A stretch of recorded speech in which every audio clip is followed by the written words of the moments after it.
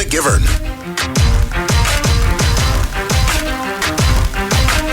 Welcome into the Blades Farm and Fleet Youth Sports Show on Sports Radio 105.7 FM The Fan.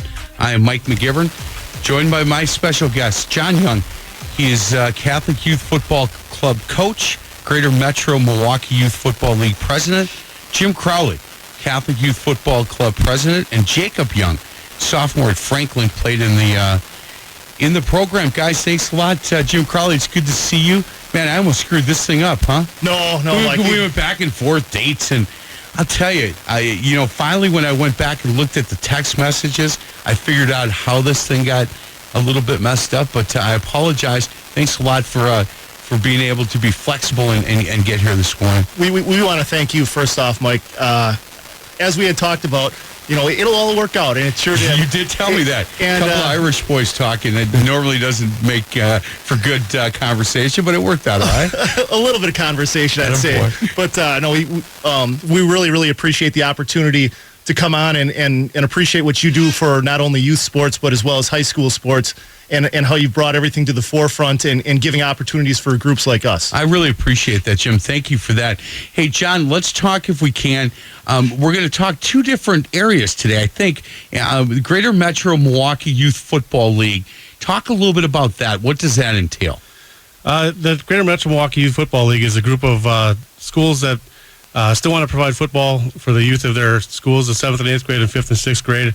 Some of the enrollments might be a little smaller than some of the bigger school districts, so it gives those teams an opportunity to compete against schools in similar size, still teaching the fundamentals of the game and getting to compete. Yeah, and we're going to get into your mission statement a little bit later in this segment because I think it's really important.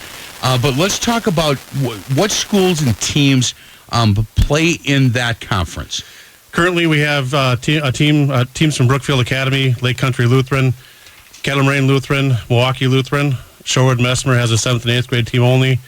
Greendale Martin Luther, our Catholic Youth Football Club, and then new to the league this year is the St. Francis Youth Warriors. That's a good get for you guys. It is. In fact, Doug Sarver was in doing the Wisconsin Football Coaches Association show, and when we got done, he said, if I were you on that youth football, I would reach out to a guy named John Young. And he said, look, we're going to be in there, and we're really excited because it's well-run, and it fits a little bit better with where we're at with our youth program.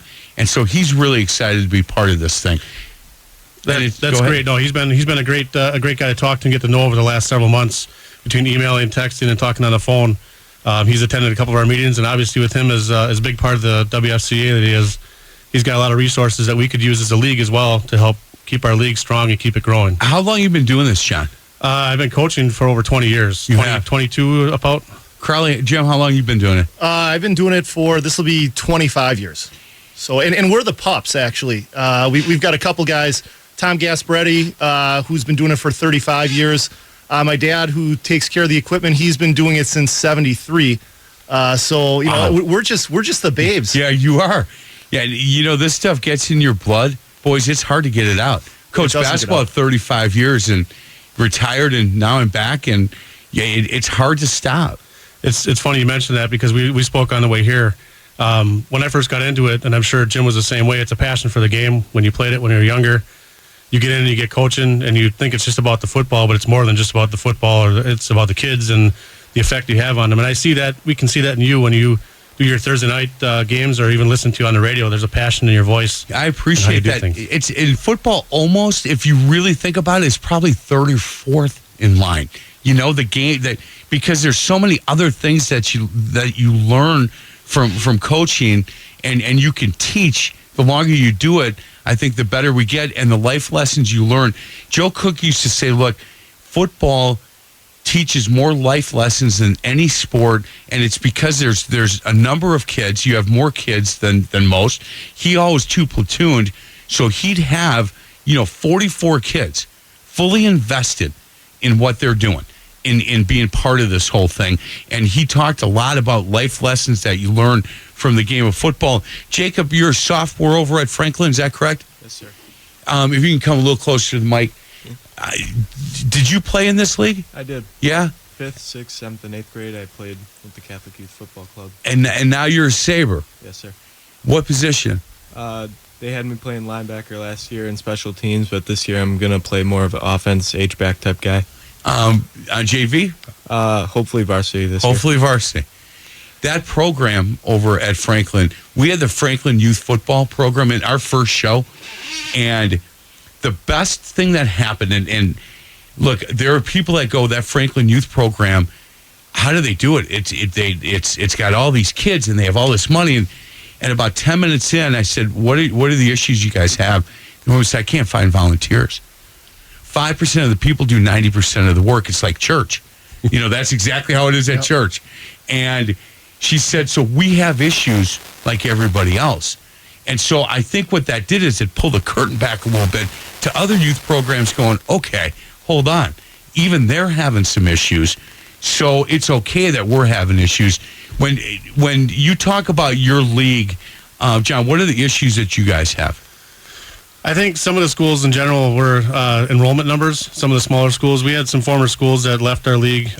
University school left, I think, partly because of enrollment numbers and when they could actually get their kids into school to start preparing for the season. And they've joined up with some other youth teams now since then, and I believe they joined the AAYFL.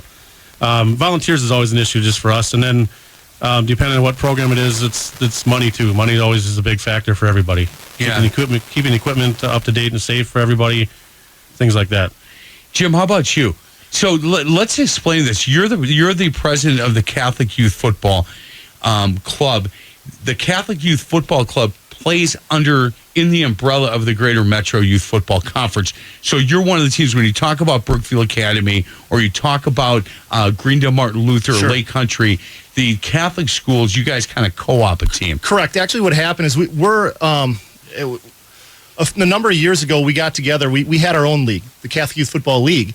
And what had happened is through enrollment, through participation, numbers went down. So we saw in about 2007, what we needed to do is we needed to all get together to really to co-op. The Catholic Youth Football League had been going on since 1944, so we didn't want that to die. And the best possible scenario we had was to take all these teams together and put them into under one umbrella.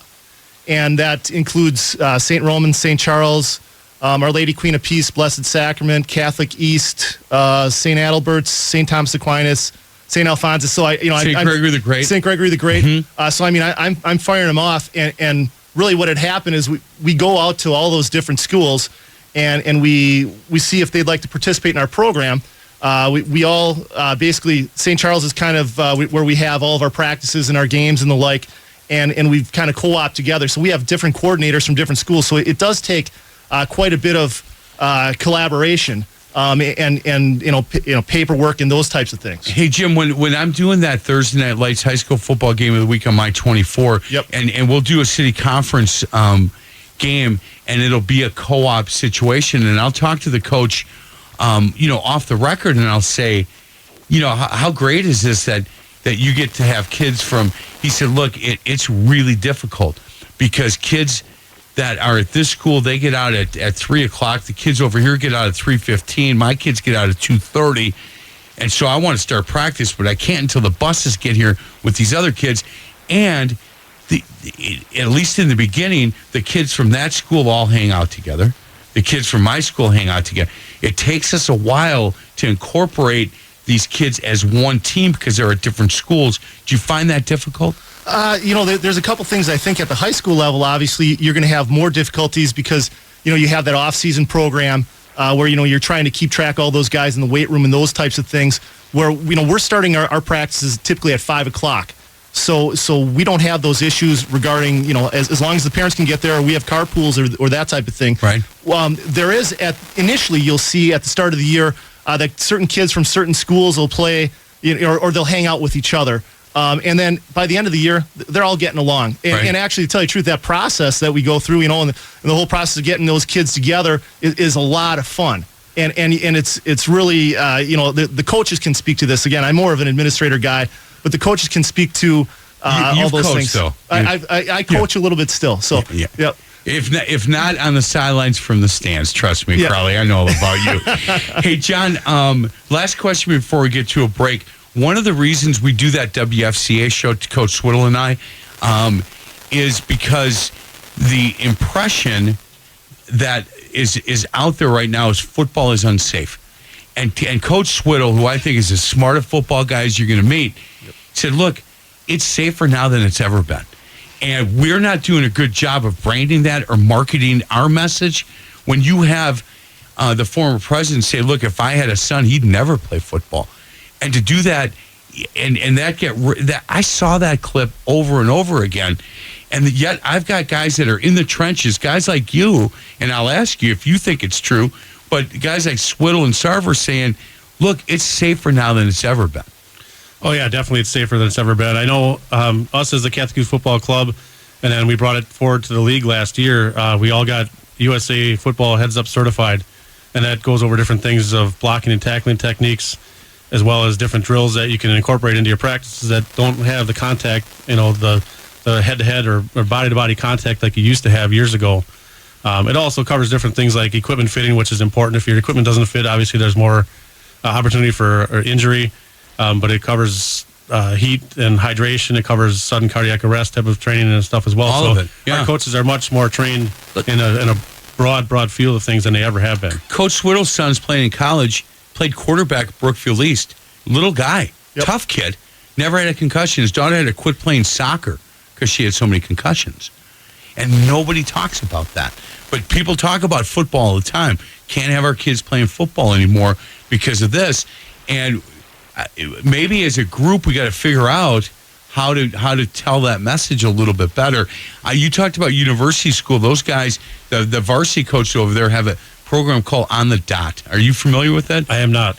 So On the Dot, and I'm a big fan of what they do. They used to sponsor the show, and they're not sponsoring it this year, but I'm still telling the message because I really like the program. They take your practice gear, and they put a bullseye on your shoulder pads, on where your shoulders are and where your hips are, and they teach kids at a very young level to bullseye. So they're basically keeping your head out of the game. And I like that idea, and they're having some success teaching kids how to tackle correctly with this program. So if you have any interest On the Dot, I would reach out to those guys because I like what they're doing, and they have some videotapes you can take a look at on how to teach kids how to tackle correctly. Guys, we're going to get to a break. Other side of the break, we'll continue our conversation. Jim Crowley, he's a Catholic Youth Football Club president. John Young, the Catholic Youth Football Club coach. You're the president. He coaches under... How does it? We'll get to that dynamic. This is who's in charge right now. We've been doing it for a long time, but John's really in charge. Jacob's in charge. Absolutely. Let's be honest. Jacob Young is a sophomore at Franklin. Might get a chance to see him playing Friday nights. We'll have to see about that. This is the Blaines Farm and Fleet Youth Sports Show on Sports Radio 105.7 FM. The Fan.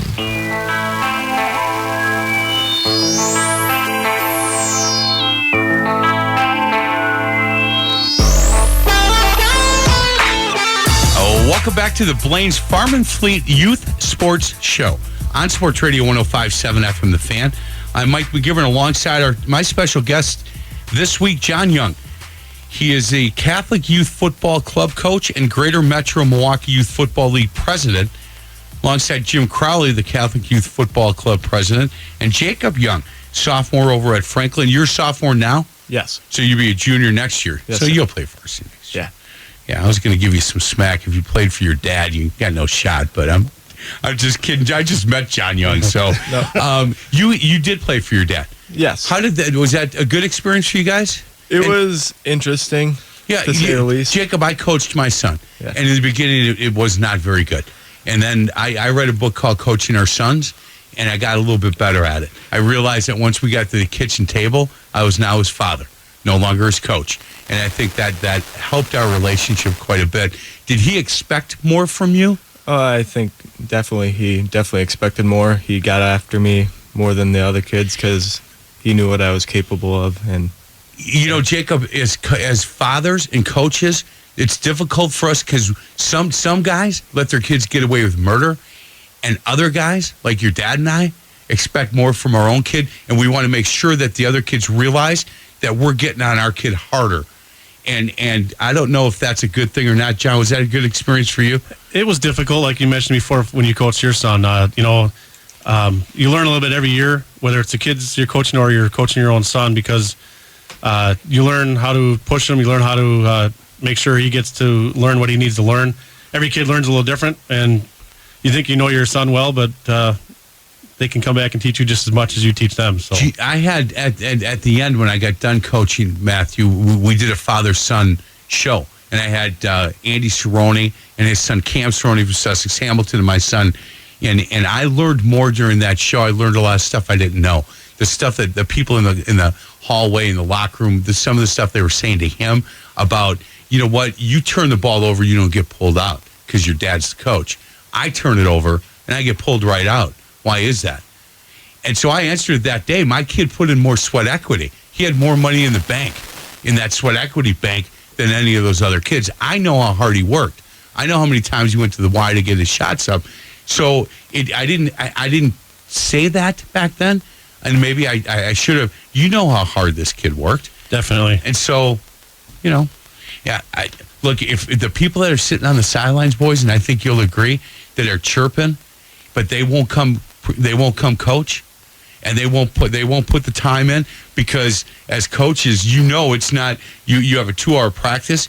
You've got an hour and a half of preparing for the practice, and another 2 hours after thinking, why didn't we do this and why didn't we do that? It's hard. Yeah, Jim's always mentioned it's not just you show up at 5 o'clock and roll the balls out and say, here you go. There's a lot of prep time. It doesn't matter if it's Pee Wee football or if it's high school football or college football. You got to prepare for that practice and make sure you know what's going on.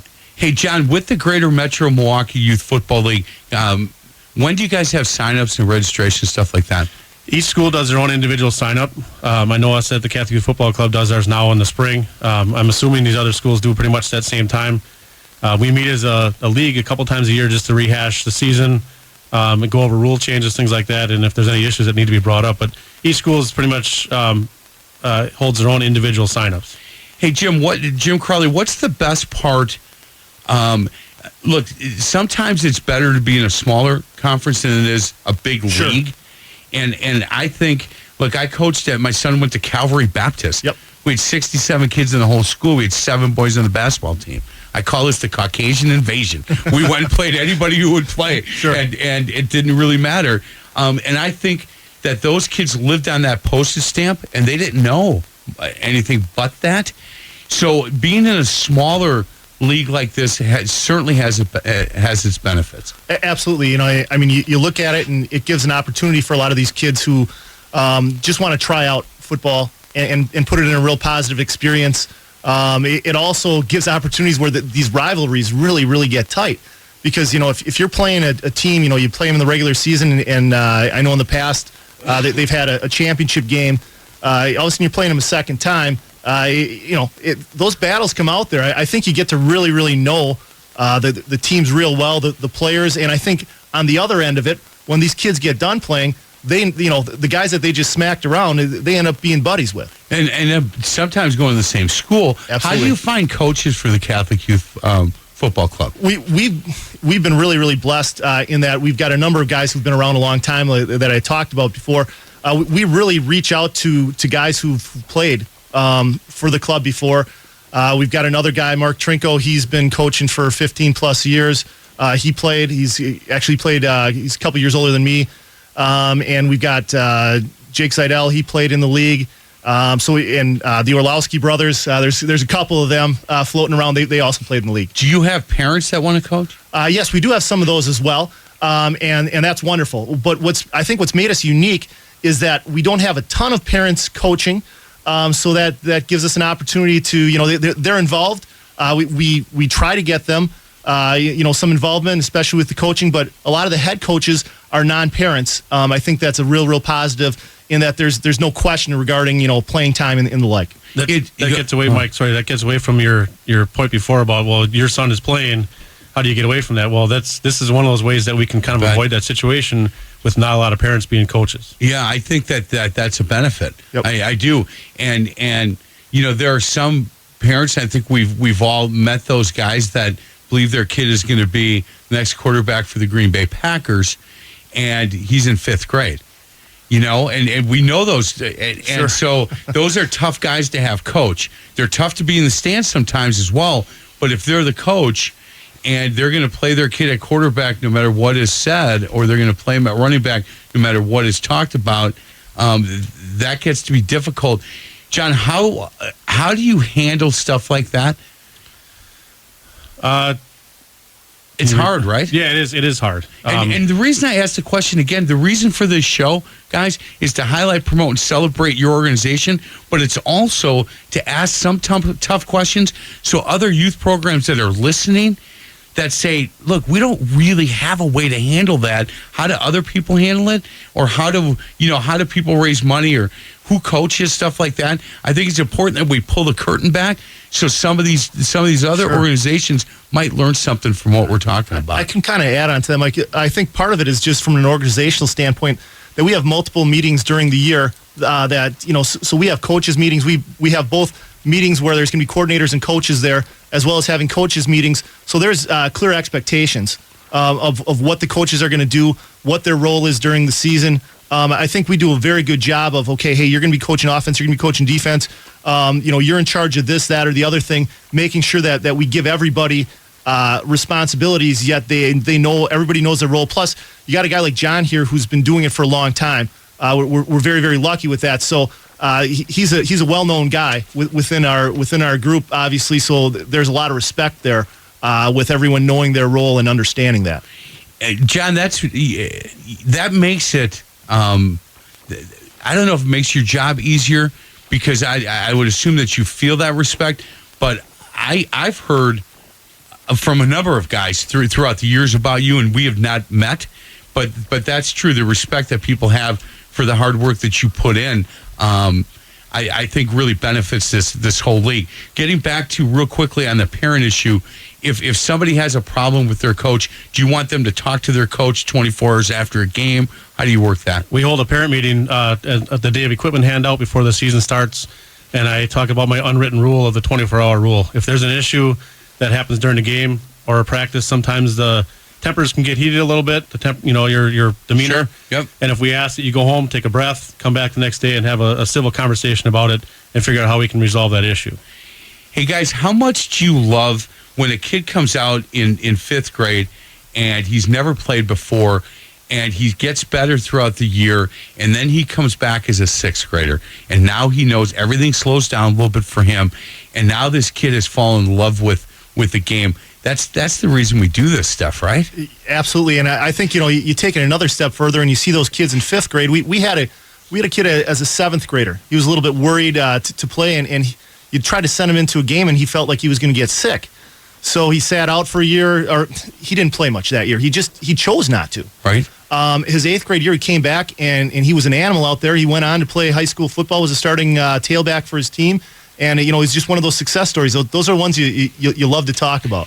And you might not see it coming. No. As a seventh grader, I'm sure you were even surprised when you saw his name on the sheet that he was going to play again. Absolutely. And he came out as a beast. I don't know where the confidence comes from or where it came from, but I love those stories. The last question before we get to a break, John, when I was coaching at the grade school level for basketball, you would have a kid in 6th or 7th or even 8th grade that's the biggest kid in his class. But you look and you realize he's not growing anymore. So every coach who had him before that made him with his back to the basket and go from one block to the next because he was 5'10" in 7th grade. But now he's a junior high school, he's still 5'10". Do you guys rotate different positions? Do you let kids try different positions? Some of it's based off of the weight restrictions for ball carriers, whether it's the 5th and 6th grade or 7th and 8th grade level. I don't like to pigeonhole a kid in a position. Unfortunately, with some of our numbers, sometimes you get stuck in that Sure. role because of just the sheer numbers that you have. So if you ask the kids, hey, who wants to play quarterback, you're going to have 20 kids put their hand up. I want to play quarterback, running back, and receiver. Unfortunately, there needs to be guys in the trenches on the line blocking and trying to get off the block. So as much as possible, yes, but then you're limited on practice time as well. So you need to get rolling and put these kids in positions fairly early on. Hey, so if you want more information on these leagues, for the Catholic Youth Football Club, you can go to CYFC Football Weber. You can just Google like I did, Catholic Youth Football Club. If you're one of the schools that we had talked about that are involved with that club, like St. Roman's Blessed Sacrament, Catholic East, my alma mater, by the way, was St. Peter and Paul back in the day. But yeah, St. Thomas Aquinas, you get nothing but tough kids from that school, right? Absolutely. Yeah, that a boy, Crowley. If you have more information on John Young at the Greater Metro Milwaukee Youth Football League, you can contact him. Just Google it, go right on their website, and there's ways to get a hold of these guys and send them messages. We'll continue our conversation on the other side of the break. This is the Blaine's Farm and Fleet Youth Sports Show on Sports Radio 105.7.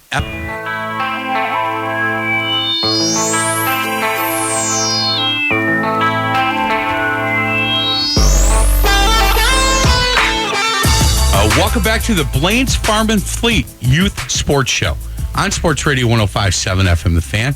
I'm Mike McGivern alongside my guest, talking youth football, talking Catholic youth football, and we're talking the Greater Metro Milwaukee Youth Football League with John Young, Jim Crowley, and Jacob Young, who's a sophomore, going to be a junior at Franklin. Jacob, I'm going to start with you in this segment. The jump from playing 8th grade to freshman is a big jump. You know, a lot more kids, bigger kids, faster kids. Did you feel like you were prepared to play football at that level? I think I was prepared mainly because I had my dad as my coach, just because he got on me more and more, like harder than everyone. That's awesome. Yeah. But aren't you happy he did that now? I am. Like, it gets really frustrating when it was happening. Sure. Because it's like, why is he on your backside? Right. Yep. Yeah. We have a 7-second dump button here, Mr. Young Franklin boy. Yeah, but he's always on me, and I think that really helped me get prepared for the next level of football, which I knew all those guys coming into Franklin, but the numbers were just bigger. The people were bigger. People were faster. Did you play much as a freshman? Yes, I played every game. You did. Yeah. So, guys, the kids that played, is there a junior saber program? Because we talked to the Franklin Youth Football. They didn't hold it against you that you didn't play in that? No, but I think I was at a disadvantage coming in right away because all the Franklin, I feel like some of the coaches in the high school and the youth program kind of like talk, and they know all the kids right away. Yep. And then they see this kid coming from a small program like the Catholic Youth Football Club, and they think, oh, it's like a smaller, like off to the side league. Oh, we don't have to worry about him. And then here comes this kid. He's running over people. And you know what? Yeah. And here's the best part, and you guys have to smile about this. These coaches, once, and they may say, look, you, in order to play for us, you have to play in our youth program. But then you get a kid from outside of the program, and all of a sudden, the second or third practice, they go, oh, hold on a second.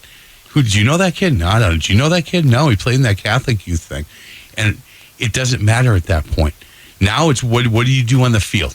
You might not know their system as well, but you get a chance to come in, and he's a perfect example, John, that he got to play, right? Definitely. Him as an example as well, but then looking at this senior class this year, I mentioned Hawk Wimmer before at Franklin. Yep. We've had kids at Oak Creek, Marquette High School, Thomas More, Greendale, Martin Luther, that were all part of a program that made significant impact on their teams throughout their high school career. And it's neat to see that, like Jacob mentioned, you come in as a little bit of a disadvantage because you're not known from the youth program to see them come in and get their success. And that's happened year after year after year. It's not just this last couple of years. But it's neat to see that where these kids get in and they realize they competed at a different level initially, but they're still just as good as those other kids that can compete. Hey, John, where'd you grow up? I grew up in Franklin, but I went to Oak Creek. You did? Uh-oh. It's the district thing. There's several districts in Franklin, so they don't like each other a lot.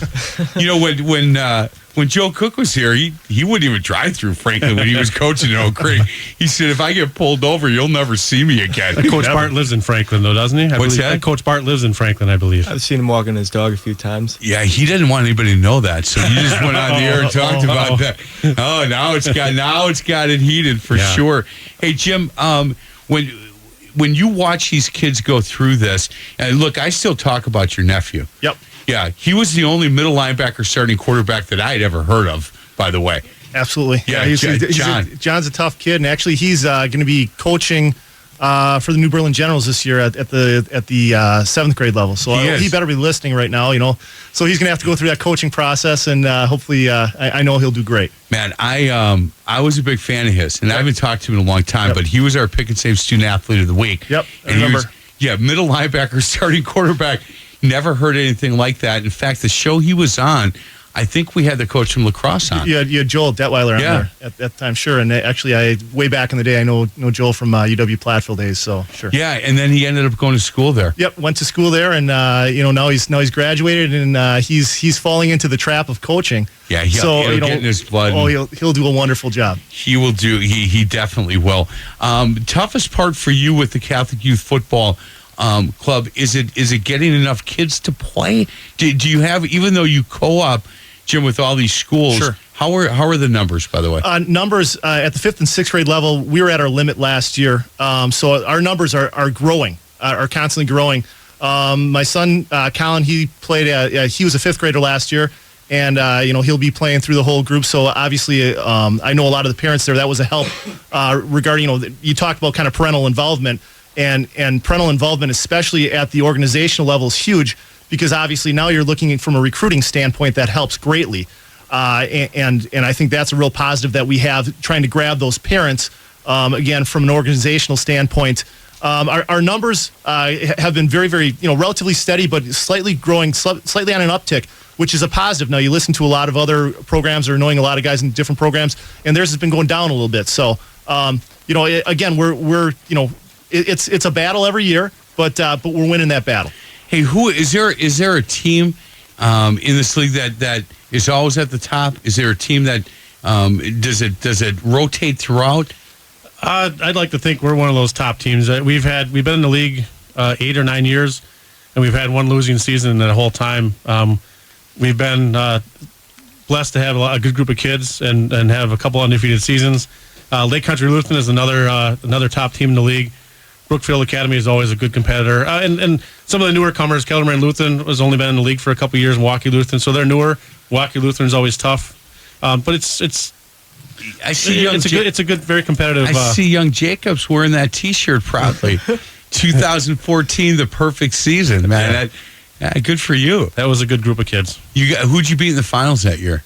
Probably Lake Country Lutheran again. Yeah, it was Lake Country. So you had to beat him twice that year? Yeah, the first time was a very close game. It was like a last-minute type of win. And then the last time, I think as a team, we were all kind of concerned, and we came out and we just... Smashed him? Yeah. It was not even... What, you played two sports, baseball and football? Yeah, I played baseball most of my life, but I had to stop due to a knee injury this year. So you're concentrating on football? Yes. Best part of the game for you, as far as playing? Do you like hitting people? Do you like running the ball? What's the best part of playing for you, Jacob? I like hitting people. Yeah. That's that. But look at the smile your dad has on that. The apple doesn't fall far from the tree, does it, Mr. Young? No, it doesn't. How many kids do you have, by the way? Just one, just Jacob. Yeah, that's awesome. So when Jacob, when he has, if you have multiple kids, you can't get on them all at the same time. But when you're, stand alone, man. He's. Can you hear him in the stands during the Franklin games? No, it's a little louder there than when it was at the Catholic Youth Football games where he's on the sideline just yelling at me. Yeah, my son, no matter where he, in college I didn't coach him, and I'd go to games, and if it was a packed gym, he'd say, "Dad, the only voice I hear is yours. No matter where I am, when you're saying, are you going to knock down a shot or make a pass or can you defend a little better?" He said, "I hear all that." So you're lucky you got that helmet on. Yeah. How do you like just watching him? It's a different dynamic. I'll still say things, but not loud enough for him to hear, obviously. But you got to get louder, I guess. I guess so. He got to get closer to the sideline. But it's fun. I think we did a good job of preparing him, and he works awful hard on his own. Yeah. A lot of self-drive, self-motivation, and he's been like that for a long time. So it's great to see him get success from his hard work. I had a hard time, guys, watching my son. I got more nervous watching him than I did coaching him. because I had so many other things to worry about. I would drive out to Watertown. He went to Maranatha Baptist Bible College, and to go to watch. By the time I got to Oconomowoc, sometimes I thought I was going to throw up. There's something wrong with that, right? No, that's normal. Is that I get normal? butterflies before a game on Friday nights, and Good. It's Do you? Who do you sit with during the game? my wife, my dad. There's a couple other. Some of the Saints coaches come out and come and watch the games too. So it's a couple of friends and some other parents. Your wife sits next to you during Yeah. games? You're lucky mine wouldn't. 4 years. We keep it really a family thing, especially with the Catholic Youth Football Club. Actually, my wife does most of the paperwork for that. So I have to make sure I give kind of a shout out to her. You do? What's her name? Beth. And Thank you, Beth, for that. And Mary Young, John's wife, does a ton of the grassroots fundraising. So again, we keep it. We really keep it in the family. How do you, real quick before we get to break, what kind of fundraising you guys do? We have one larger event, which is kind of a tailgate / football watch party where we all get together for a Badger game, and we have some it's kind of there's some auction items and the like, and that's where Tom Gasparetti, one of the coaches, really runs that. And then Mary does a bunch of different things with we have a homecoming game where we have a homecoming book and the like. So You know what? Let me recommend something for you. A big sponsor of what we do here is Raising the Stakes Fundraising Leadership Development. Tony Resch does a better job than anybody I've worked with ever in that arena. And he cares more about you guys making money than him and his company. Sure. And there's a tremendous amount of high school football programs that use him, and he does some youth football as well. And I would, if Mary wants to maybe take a break on some of that, Raising the Stakes Fundraising Leadership Development, Tony Resch is your guy. I would really recommend you take a look at him and the programs that he does. Guys, we got to get to a break. We are talking Greater Metro Milwaukee Youth Football League with their president, John Young, and then the Catholic Youth Football Club president, two presidents, Jim Crowley, and the real star of this, Jacob Young. He is a sophomore, going to be a junior at Franklin. This is the Blaine's Farm and Fleet Youth Sports Show on Sports Radio 105.7 FM, The Fan.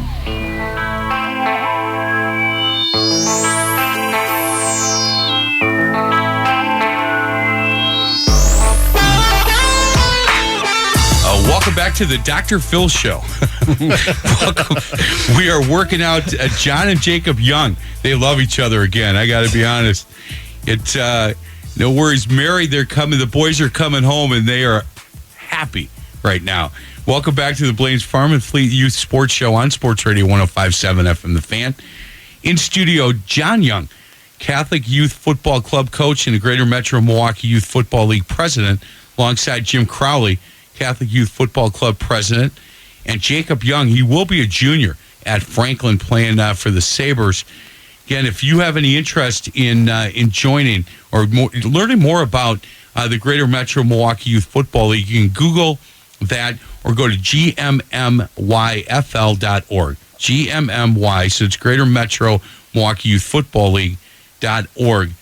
And volunteer to do some fundraising stuff so that we can have Mary and certainly have Beth maybe take a break, right? absolutely, Guys, there's a special place in heaven for coaches' wives. I say that. there has to be. Look at you guys. Everybody's shaking their head, and Jacob's going, "My mom, there's a special place for her." Well, she's the one that I hear at every game, like you said.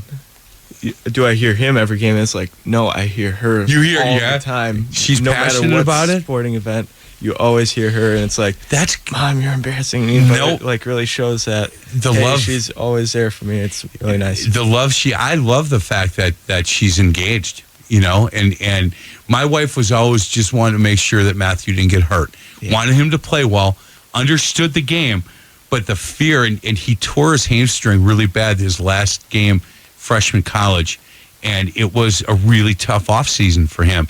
And she's a nurse, so she was fully engaged in getting him ready. First asked, "Do you want to keep playing?" And he goes, "Yeah, I definitely want to keep playing." So she was fully engaged in getting him ready for that. I can tell you this, Jacob, you're really lucky. Oh yeah. You're really lucky to have parents that care about what you're doing, care enough that they want to come to games and cheer you on, care enough that your dad gets butterflies before watching you play. And look, I've coached a long time, and there are kids that never have anybody in the seats watching them. And all of a sudden, a cousin will show up, and the kid is so excited that he has a family member at a game. So, man, I one day you're going to hug them and say thank you so much for all this that you put in. And Ma, thanks a lot for yelling. Yeah. You know, that's awesome. You're going to go through this now. Yep, actually, going through. Colin's going to be a 6th grader, so he gets a lot of extra coaching, and he needs a lot of it, and he'll continue to get a little bit of that extra stuff. Let me guess, he doesn't work hard enough. Absolutely not. Of course, you know what? You ask a parent, John, and that's the way this thing goes. Guys, I commend you for keeping this league going, and I commend you for the Catholic Youth Football Club, because if you didn't co-op this thing, there wouldn't be any place for these kids to play. Correct. So congratulations. Thank you with that, very Jim. much, and thank you for everything that you've done. Yeah, you guys, let me know if there's anything I can do. I would really, the 2 things I would recommend, that On the Dot program, and Tony Resch at Raising the Stakes Fundraising, Leadership Development. He gets it more than anybody else. And if we can give Beth and Mary a little bit of time off from doing that stuff, he would take over that program for you. Jacob, I look forward to watching you play. I think Thursday Night Lights, I'm sure we've got a Franklin game in there. That sounds great. It's Franklin at Kenosha Bradford. I know that for fact. When you see me on the sidelines, come over, say hello. I will. Okay. Hey, John, keep up the good work. Thank you. Yeah, I really appreciate you guys again being flexible and coming in today. And it's in good hands, boys. It's this whole group that you guys are trying to keep playing football and be safe doing it. They're in good hands. Carly, it's good to see you. Always good to see you, Mike. Yeah, you bet. Have a good weekend, guys. Thanks. This is the Blaine's Farm and Fleet Youth Sports Show on Sports Radio 105.7 FM, The Fan.